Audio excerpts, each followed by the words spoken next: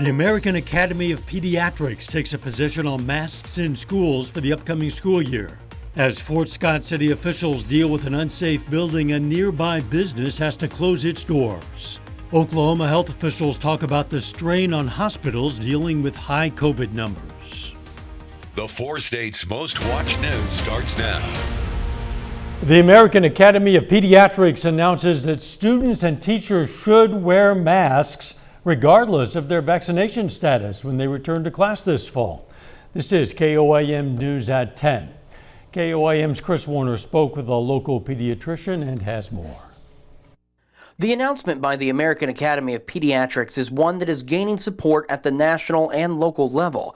Dr. Kelly Meyer with Pediatric Associates of Southwest Missouri says she agrees with the Academy's position for a number of reasons. I think the biggest concerns with children for this upcoming school year is that not everybody has the ability to be vaccinated. Vaccines have only been approved for those 12 to 18 years of age, and so those kids under that age are not going to be able to be protected and be vaccinated. Dr. Meyer says there are additional concerns with the Delta variant specifically. This new variant that we have, it does target and seem to be more easily spread through our teenagers. We're also seeing greater numbers in our younger children as well, including hospitalizations, which is new to this strain. Dr. Meyer says that seems to be the trend being noticed with the Delta variant. And a lot of what they're seeing hospitalization-wise and ICU admission-wise at this point in time are going to be those younger people. And unfortunately, we have had recent deaths of adults, even as young as their 30s, who have died from this variant. Dr. Meyer also has concerns about kids who get COVID. It does concern me because at this point we're still finding out, what are the long-term side effects of having COVID.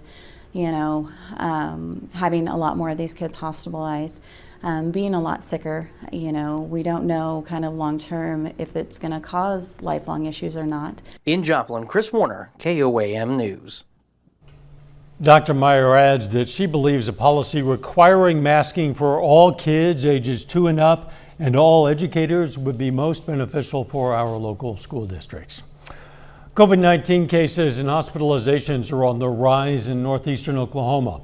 Both Integris hospitals in Miami and in Grove report they're seeing more inpatients currently than they did at the height of the pandemic. In a statement on their website, they cite low vaccination rates in Ottawa and Delaware counties. The Oklahoma State Department of Health says they're seeing this lead to a big increase in cases in the last few weeks, and that their most severe cases are among people who are not vaccinated. Those that we are seeing that are being hospitalized and going into the ICU type of setting are those that are unvaccinated. Those that are vaccinated are normally seeing just an allergy type of symptom, runny nose. The Oklahoma State Department of Health says due to rising COVID-19 cases in the area, it encourages precautions like continuing social distancing in addition to getting vaccinated. Checking in with Nick Kelly now for a first look at the weather. Good evening, Dallas. Thankfully, it was not a bad day across the area. Again, normally for mid to late January, we should be seeing highs, everybody, topping out near 91. But with partly sunny skies and a northeast breeze that was actually a bit gusty at times throughout the day, we just went from 67 this morning to highs are 84. We have a few more days like that lined up before the eventual summer heat really starts to build back in later on. Right now, though, we're not seeing anything up top. Mostly clear skies here and across much of the 4-state region, and that's the way it's going to stay as we go through the rest of the night. Temperatures right now at the top of the 10 o'clock hour. Most of us between 70 and 74, maybe 75 degrees. Thankfully, these numbers continue to drop off through the overnight. Thinking most of us with mostly clear skies will drop back to 66. Everybody stays quiet again for tomorrow, even with some partly sunny skies. I think we turn a little warmer with highs are 87. But by the weekend, Al, the heat really starts to crank into gear. We'll break down the forecast here in a bit. See you then. Sharky's Pub and Grub in Fort Scott, Kansas is closing for at least 3 days. That's because a building near Sharky's, the Eagle Block building, has been deteriorating and officials warn it could collapse. The City Council hosted a meeting today to discuss the building, and they agreed to demolish it and the nearby CDL building that has collapsed. And as much as I'm in favor of trying to save the integrity of a historic site, it's beyond that. especially when my dog is in this fight, and I've got a business that's creating quite a bit of revenue for our county and our city. We should have saved it years ago. The city of Fort Scott says it'll look at grants to help the businesses affected by the issues while they have to remain closed. Pittsburgh State University President Steve Scott yesterday announced he'll step down from his position in June of 2022. Today we talked with President Scott about that decision. He's worked at the school for 3 decades and has been president since 2009. Scott says the main reason he's stepping down is that he's 70 years old. He also felt it was time to move on after such a long career at the university. But in terms of 24/7 of this role and coming out of the Great Recession followed by a global pandemic, in some ways you feel like, hey, I've done my turn. Somebody needed to lead this place during that time. I've taken my turn. I've done the very best job I can. Scott says he still plans to work in Southeast Kansas and is considering a nonprofit. People shopping for some homemade and homegrown foods also had an opportunity to learn about efforts to combat hunger. The executive director of the New York City Coalition Against Hunger visited the Webb City Farmers Market today. He talked about local and national efforts to fight hunger, reminding people that hunger was a huge issue even before the pandemic. But it's still very discouraging that we're the wealthiest nation in the history of the world. We have over 500 billionaires, and yet tens of millions of our neighbors can't afford enough food. We need to fix that, and my nationwide tour is reminding us of why that's so critical. Joel Berg is on a national tour that will end on the West Coast. It's county fair time for several area counties. In Cherokee County, Kansas today, they hosted a 4-H youth dog show. 9 kids presented 11 dogs to the judges and were graded based on the dog's appearance and how they handled agility and obedience tests. The Cherokee County Fair runs through this Saturday. Coming up, the latest on infrastructure negotiations. How will lawmakers move forward with the massive infrastructure proposals? I'm Skylar Henry at the White House, where Biden administration officials want the Senate to move forward with the discussion. Plus, Taco Bell says it's dealing with supply chain issues which could affect your orders. Authorities say a Joplin bank robbery might be linked to a bank robbery in Kansas. And we told you Joplin police say the Great Southern Bank was robbed yesterday around 1 p.m. In that robbery, witnesses say the robber displayed a weapon. He then fled with an undisclosed amount of cash. Well, around 10 a.m. yesterday morning, that would have been 3 hours earlier, a bank was robbed in Lewisburg, Kansas in Miami County. The Miami County Sheriff's Office says no weapon was displayed in that robbery. The robbers in both cases, well, take a look. You be a judge. Shown in this surveillance video, could it be the same guy? Maybe. The Joplin Police Department, the Miami County Sheriff's Office, and the FBI, they're all investigating whether they are connected. Police link a Joplin area man to 6 July burglaries. According to Joplin Police, 29-year-old Brady Schaefer was arrested with the help of a canine after running from a church that had been broken into, the First Baptist Church at 41st in Connecticut. Police say Schaefer identified himself as homeless.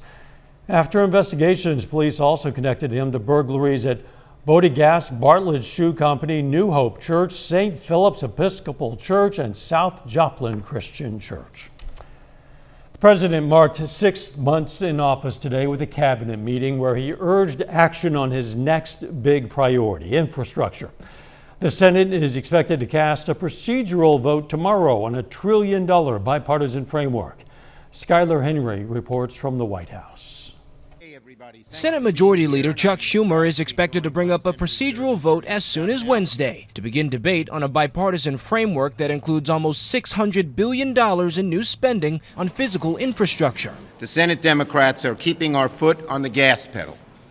Our caucus is eager to get to work to pass on a big, bold infrastructure package. No time is lost by adhering to a very simple principle We're not going to the bill until we know what the bill is. Some Senate Republicans say they won't support the vote before reading a final text. Utah GOP Senator Mitt Romney is part of the group involved in the ongoing bipartisan negotiations towards a bill. I think the vote should be held next Monday, not Wednesday. Give us the time to resolve the remaining issues. House progressives say it doesn't go far enough, and they're also not sure the required 10 Republicans will vote to move it forward. Look, I am not one who ever thought we were going to get to 60, so if we do, I'll be shocked. Here at the White House, Biden administration officials are signaling support for the Senate Majority Leader's plan to move forward with a vote. There's nothing abnormal about holding a vote on a vehicle to allow consideration at this point. I think we're on the verge of maybe being able to get something really done.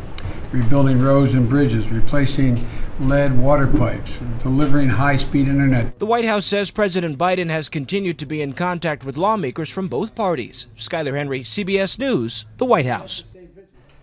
Senator Schumer says if the bipartisan group of senators reaches a final deal on their infrastructure bill after tomorrow, he'll attach it as an amendment to the measure used for the planned procedural vote.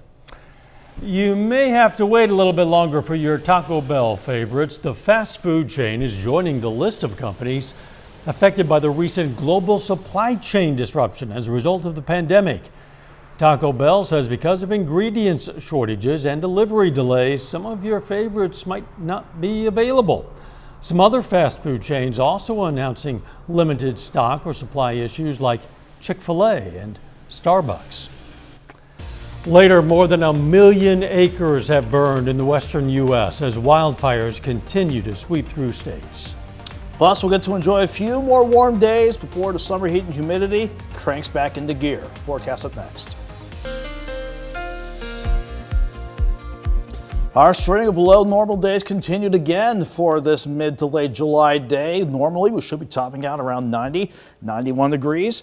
We couldn't do that today because even though we started our time-lapse from Indigo Sky Casino and Resort outside of Seneca, Missouri with mostly sunny skies, we have more cloud cover built in throughout the day and occasionally a northeast breeze at times. Don't usually see that a lot during mid to late July, but that's what helped keep temperatures below our normal high of 90 and 91, just like yesterday. After we topped out in the mid 80s, we dropped back into the upper 60s this morning, and most of us had to make do with highs around 84. We don't have any complaints about that. However, the summer, it is not over yet, and that typical July heat and humidity is eager to return as we go throughout the course of the week ahead of us. For now, though, mostly clear, quiet as can be from 7th and Rangeline. 72 in Joplin, dew point sitting at 67 degrees with the humidity at 84%. This dew point number gives you a good idea of where temperatures will bottom out as we continue with a light breeze and clear skies overnight. And that applies for everybody. Everyone's between 70 in Milnet and 76 in Chanute. Everyone's mild. Quite mild still at the 10 o'clock hour, and thankfully the dew points aren't too terribly high either. Throughout the day we were sitting in the mid 60s, tolerable dew points for mid to late July, but these numbers have crept up, so it is starting to feel just a little bit muggy. You can kind of feel the humidity outside, but thankfully it's not resulting in much of a heat index. Still feels like lower to middle 70s all across the board. Again, everybody drops back into the mid 60s as we keep quiet with mostly clear skies toward the rest of tonight. Not much happening across the rest of the four-state region. In fact, the bigger view with the surface map shows high pressure north of St. Joseph. That's what kept us quiet today. It'll do that again tomorrow. Plus, it keeps a good frontal system to the north and another front to the south. Both of those fronts will keep the better rain chances away from us. And if you notice a bit of a haze at times in the horizon today, it's because of the jet stream setup. The northwest winds around the edge of the ridge is grabbing some of that wildfire smoke in the west, carrying it around the ridge and sending some of that smoke our way. That's why we had a bit of a hazy look to the sky. In general, though, we're still sitting pretty quiet nonetheless, but it will not be long before that upper ridge out west builds back in and takes over for sure as we go into early next week. Fortunately, it does not build back in for tonight or for tomorrow. We'll have a nice and mild start in the morning. Most of us dropping back to around 66 degrees with mostly clear skies to start the day out. Once we go into the afternoon, we'll occasionally see a southeast breeze at times, but that breeze stays pretty light, and even with partly sunny skies doesn't change the fact that we'll turn a little warmer. 82 tomorrow. I think most of us topping out around 87 for a warm but still below normal day. Going forward though, here's Thursday. That up jet stream returns to the region. That'll send highs back into the upper 80s. And a weak wave wants to try to bring in a few random thunderstorms Thursday, but most of us will stay dry. But here's the weekend, Friday, Saturday, and going into early next week. Maybe a weakness in the jet could try to bring another shot for isolated storms on Monday, but that upper ridge, that will do the trick in bringing the heat and humidity back into play. 87 tomorrow, 89 Thursday, 91 on Friday. Not too terrible down until we hit the mid-90s and morning lows in the mid-70s for early next week. And that smoke taking a long and indirect route to appear as haze in our skies gives you an idea of the size of those fires out there. It's an amazing sight. Yes, it is. Thanks, Nick. More than 1 million acres of the West in flames or has been reduced to ash. Several major wildfires are sweeping across 13 states. Reporter Jonathan Figliotti has more. Fanned by high winds, California's Tamarack fire south of Lake Tahoe has split, now burning in multiple directions. A break in the heavy smoke is giving firefighters time to attack from the air. More than 80 major wildfires are burning in the West, several creating their own weather systems. The intense smoke now drifting east, reaching even New York. Firefighters are also battling Northern California's Dixie Fire, which has grown to nearly 60,000 acres and is not far from the town of Paradise, which was decimated by a wildfire in 2018. The community is still struggling to recover. I'm so scared. Does it raise concerns for you? Yes, I will forever have a go bag in my car for all of us. Allison Duncan, Vandy Clark, and Kylie Warble all lost their homes. We came home to nothing. The only thing I pulled out of the rubble and kept was a stepping stone that had my son's footprint in it. 11,000 houses were destroyed, and just under 800 have been rebuilt. Kylie and her daughter continue to wait for the home they've ordered nearly 2 years ago, with the hope that new flames won't ignite in Paradise again.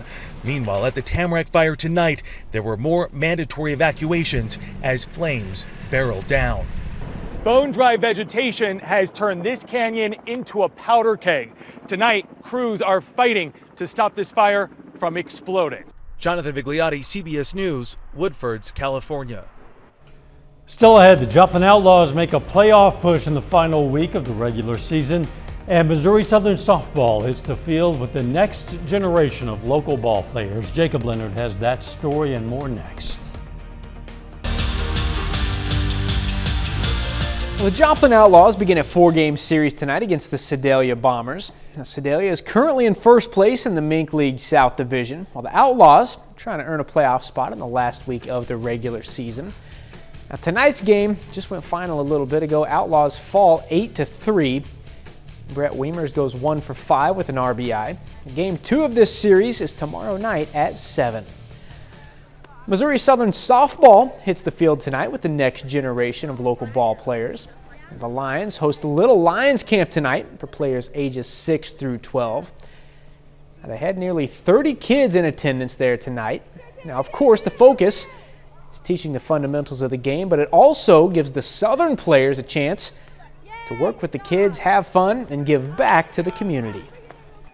It's just awesome to see the girls that are around our area and to show them like our love for the game. Come on! Ah, good job! You're gonna see a 90-degree angle in your elbow. It's just fun to see that the girls are taking an interest, and you grow up and you're just like, oh my gosh, this sport is so much fun. And it's just really cool to see that they're having so much fun doing it too, because once you fall in love with softball, like that love just doesn't go away. And I'm just curious. I just want to see who can throw the farthest. Really twist those hips, engage that core. They get to see how we interact with each other, and they get to see that it's not always super serious, super strict. Like, we have so much fun doing this, and it's what we love to do all day.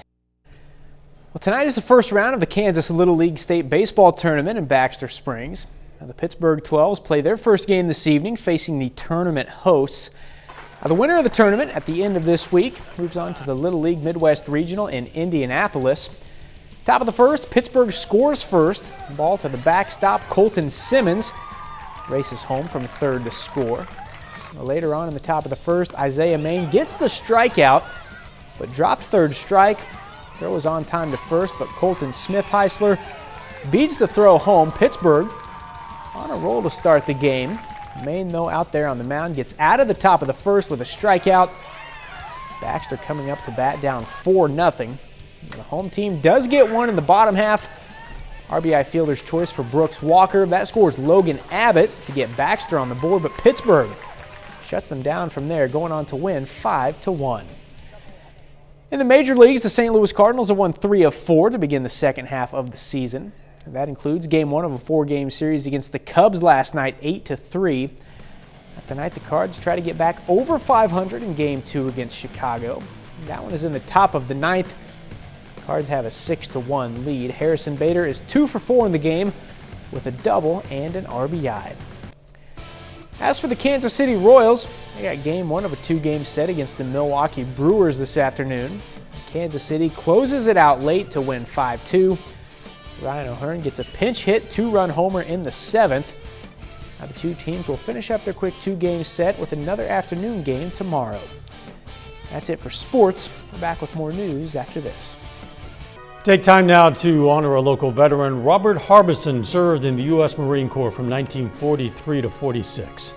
The Wichita native was stationed in Japan and China, and we salute First Lieutenant Robert Harbison, a four-state hero. And NASA released these new images from the Hubble Space Telescope. They are Hubble's first images since it returned to collecting information in space on Saturday. The first photo shows a pair of interacting galaxies. The second records a large spiral galaxy with 3 unusual extended spiral arms. A reminder that sometimes the best photos are not selfies. They're spectacular. That's true. Those are spectacular photos. The weather looking pretty nice. Yeah, at least for the next few days. We'll be back near 87 tomorrow. Despite a few storms Thursday, I think most of us are dry. We're all back near 89. Once we hit the weekend, summer heat and humidity, ready to kick back into gear. Final sports note. Cool news for Fort Scott Community College today. They got a $10,000 grant from the NFL to help kickstart their women's flag football program. They plan on starting that in 2023. Wow, that's exciting. Thanks for joining us. Don't forget our morning show, and let's make it a great tomorrow.